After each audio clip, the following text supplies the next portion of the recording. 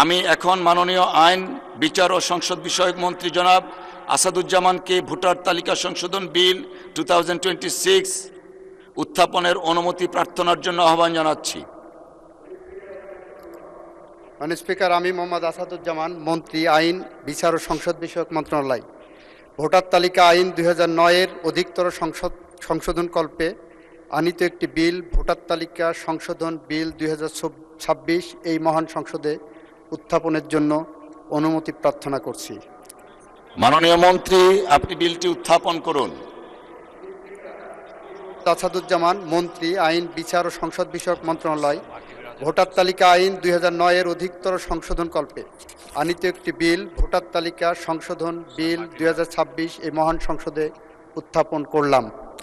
Voter তালিকা সংশোধন বিল 2026 সংসদে উত্থাপিত হলো। আমি এখন মাননীয় আইন, বিচার ও সংসদ বিষয়ক মন্ত্রী জনাব আসাদুজ্জামানকে সংসদে উত্থাপিত ভোটার তালিকা সংশোধন বিল 2026 অবিলম্বে বিবেচনার প্রস্তাব উত্থাপনের জন্য আহ্বান জানাচ্ছি। স্পিকার, আপনাকে ধন্যবাদ। ভোটার তালিকা আইন 2009-এর অধিকতর সংশোধনকল্পে আনিত একটি বিল, ভোটার তালিকা সংশোধন বিল 2026 এই মহান সংসদে উত্থাপন করলাম। সংসদের সামনে প্রশ্ন হচ্ছে, সংসদে উত্থাপিত ভোটার তালিকা সংশোধন বিল 2026 অবিলম্বে বিবেচনার জন্য গ্রহণ করা হোক। যারা এই প্রস্তাবের পক্ষে আছেন তারা হাঁ বলুন। যারা এই প্রস্তাবের বিপক্ষে আছেন তারা না বলুন।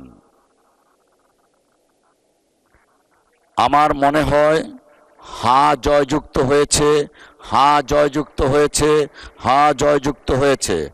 অতএব সংসদ উত্থাপিত ভোটার তালিকা সংশোধন বিল 2026 অবিলম্বে বিবেচনার জন্য গৃহীত হলো।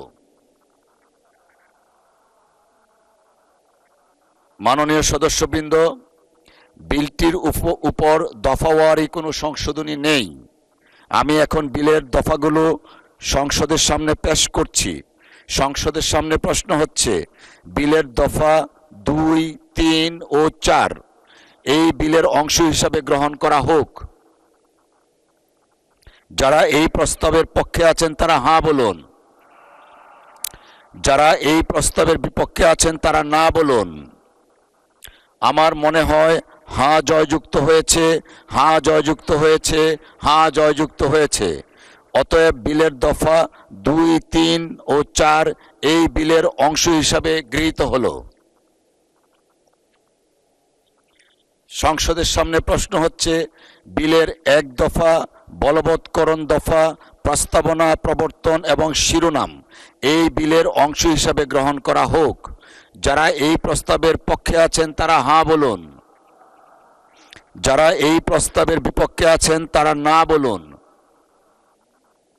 আমার মনে হয় হাঁ জয়যুক্ত হয়েছে, হাঁ জয়যুক্ত হয়েছে, হাঁ জয়যুক্ত হয়েছে। অতএব বিলের 1 দফা, বলবৎকরণ দফা, প্রস্তাবনা, প্রবর্তন এবং শিরোনাম এই বিলের অংশ হিসাবে গৃহীত হলো।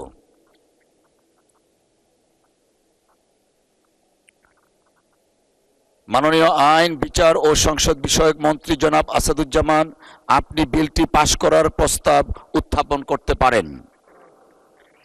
মাননীয় স্পিকার, আপনাকে ধন্যবাদ। মাননীয় স্পিকার, এই বিলটি কেন আমরা এনেছি সে বিষয়ে একটি উদ্দেশ্য কারণ সংবলিত বিবৃতি আমরা দিয়েছি।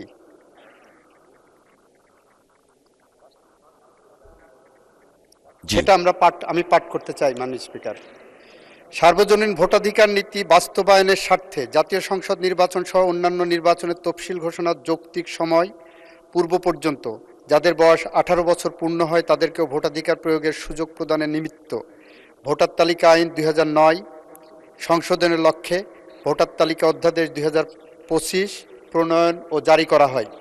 সংবিধানের 93 অনুচ্ছেদের দফা 2-এর বিধান অনুযায়ী 12 মার্চ 2026 তারিখে অনুষ্ঠিত ত্রয়োদশ জাতীয় সংসদের প্রথম অধিবেশনের প্রথম বৈঠকে উক্ত অধ্যাদেশটি উপস্থাপন করা হয়।